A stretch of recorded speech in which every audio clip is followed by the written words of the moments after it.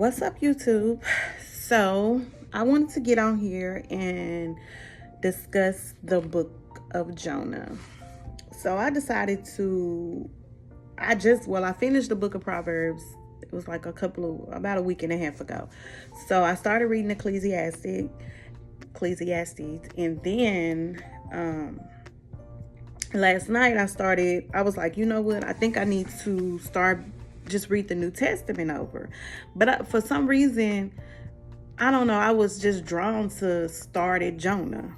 And I've vaguely heard stories about Jonah, but I've never actually read it myself. So this was my first time actually reading the book of Jonah. In the book, it talks about Jonah, who is a prophet, and he is, a Hebrew. And God wanted him to go to this city, and I think it was called Nineveh. Yeah, he wanted him to go to a city called Nineveh. Okay, in the city of Nineveh, it was a city, and these people were very, very, very evil. I'm talking about they were evil. They were doing all type of things, and just a whole lot of stuff that God didn't approve of. So he wanted Jonah to go to Nineveh and basically tell them that he was going to destroy the city within a certain amount of time because they were so evil. He didn't necessarily say what all he wanted him to say, but that's what was in the word. So he wanted him to go to Nineveh, but Jonah didn't want to go. Now, mind you, he was already a prophet. So it was like, why you don't want to go? Why you don't want to go do this for God? So instead of going to Nineveh, Jonah went to Joppa, and he got on a boat. And he wanted to go to this place that was far, far away from where he was, from where God wanted him to be. He wanted to go there because he felt like, in his head, like, if I get away, maybe he'll choose somebody else to do this because I don't want to do this, and we still don't know why he didn't want to do it. So he ended up getting on this boat, and he got on the boat with some folks, and all of a sudden when Jonah got on the boat, God sent this big wind and this big hurricane, so to speak, and the boat was just moving and shaking, and it was a whole lot of stuff going on the boat. Everybody was afraid. They were frightened, so they started screaming and telling everybody, call on your gods, we need help. So Jonah was asleep. Jonah had fell asleep like at the bottom of the boat, in between, I guess, this little narrow hallway type thing. He was in the boat asleep. They went down there and woke him up like, dude, get up. Like, don't you see what's going on? Like, we're about to die. This boat is about to flip over and we're all finna die. We need, like, can you pray to your God?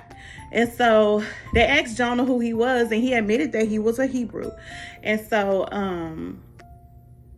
they took Jonah. I'm thinking after this, they took Jonah to the top, and I guess they did something to show, I forgot what it was, but anyway, they did something, and it was to show who was the cause of the reason why the boat was doing what it was doing. Of course, the blame was placed on Jonah. And after that, they asked Jonah, basically like, dang, what you do to make your God this mad, and who is your God? And he was explaining. Jonah told him, my God is the God of all gods. He's the man who made the water. He's the man who made the dry land. Like, he was explaining to him who his God was. So at that moment, they got really frightened, like, oh my God. They were so afraid. So after this, Jonah they asked Jonah, like, how can we get this to stop? He said, the only way you can get this to stop is just to throw me in the water. So Jonah just was like, dang, he ready to die. So he knew this was God, God was allowing this to happen because because Jonah didn't follow his directions and go to Nineveh to do what he told him to do. So, he said, the only way you can stop this is just throw me in the water. So it's like, dang, Jonah rather die than go to Nineveh. He didn't want to go real bad. So after that, the people who were on the boat, and they were afraid, and they were still trying to save Jonah. So they just started throwing out the cargo. They just started throwing everything out of the boat, thinking that would help. And then they realized nothing was going to help. So they just went on, took Jonah, slung him out the boat, threw him in there, and threw him in the water. And instantly, the wind stopped, and they were good. But Jonah was swallowed by a huge fish. Now, God didn't mention what type of fish. He didn't mention if it was a whale. He didn't say what it was. He just said a huge fish, and Jonah was swallowed by this fish.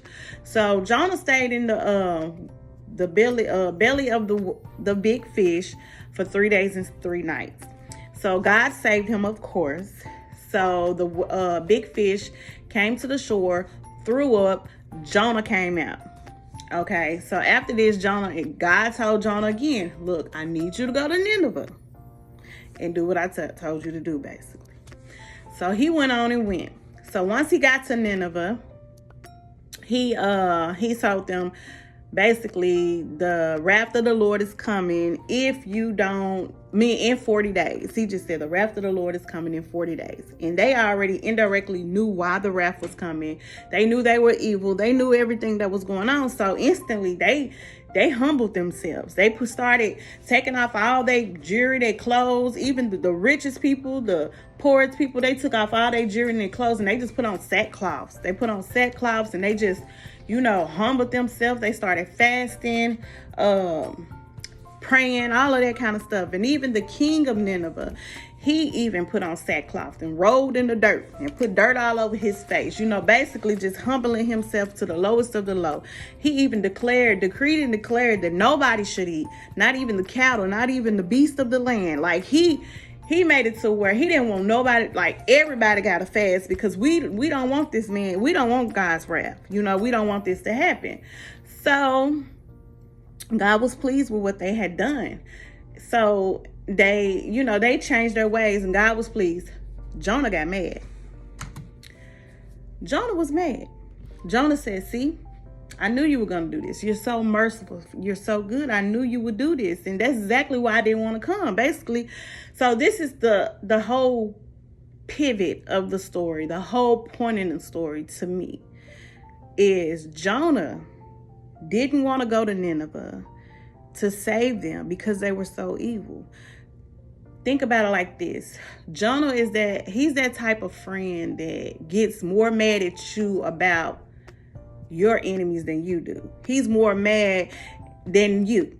So Jonah just was like, man, I don't want to save these people. They done all this. They done all this evil. Like, why should we save them after all they done? Like I told you, I didn't want to come here because I knew you would, basically stop your wrath and not let it happen. So Jonah got angry at God for that. And so that lets us know in the beginning why he didn't want to go. And if you think about it, sometimes we're like that. We get mad because we feel like a person is so evil and they deserve these things. And we don't think about, like, even if God tells us to do something, he may tell you to buy this person something or give this person some or do something. And we get mad like, man, no, they don't deserve it. We do that. So let me tell you what happened. So Jonah left. He didn't leave Nineveh. He went up to some high place in a high mountain so he can look over the city, because he just knew, man, they gonna mess this blessing up. Like, they gonna mess it up. I'm just gonna sit back and watch so I can prove to God that I came down here wasting my time, because these people are evil. So why you want to save them? I don't understand. Hold on, y'all. Sorry about that. So he was like, I'm finna sit back and prove. So Jonah sat back on this mountain up under a shade tree. Obviously, it was very, very hot there. So he sat up under a shade tree, and he ended up falling asleep. So God built this, basically this, I think it's something like, how those people that be in a jungle and they be building these forts out of leaves and stuff like that. So God built him a nice little fort over him to keep him shaded, So he woke up, he was in his little shade or whatever. So while he was sleeping early that morning, God, oh Lord, what was it? God made some type of bug. I can't even think of the name. Oh my God. He made some type of bug come, and they ate the leaves of his little fort. And then when he woke up, God made the sun beam down on his head to where it was just burning. And he got mad. He was mad because he felt like, dang, so I'm mad, I'm angry. This thing then sit up here and ate the leaves of, and this, I had a nice little house above me and they tore up my house. Oh, he mad. So God looked at Jonah. So you mean to tell me you more mad because this leaf tree was destroyed, but you were okay with all of these people in this city being destroyed? Think about what you just said. Not only that, did I not save you when you were in the well of the belly of the whale? Have I not saved you several other times that are not even mentioned? You said it yourself, I'm merciful. So why are you mad that I saved these people? Why? Think about it. You know what I'm saying? So that was the whole message to me, that a lot of times we sit back and we don't want people to be saved. You just got to be honest with yourself. We feel like people are undeserving of a lot of things. And so God really truly used this whole story to display the type of person Jonah was. He really used this whole story to display that and expose his true heart and his true intentions. Yeah, he believed in God. Yeah, he knew God was merciful. Yeah, he believed God could do whatever he wanted to do. But at the same time, his heart wasn't right. He didn't have the heart to, he wasn't there yet. He hadn't made it over that hill to love his enemies yet. He hadn't made it there. So God had to straighten him out. You know what I'm saying? But at the same time, God was still using him in the midst of his heart being like that. So a lot of times you'll be in the church. This happens in the church. You have people who want to judge other people for things they got going on.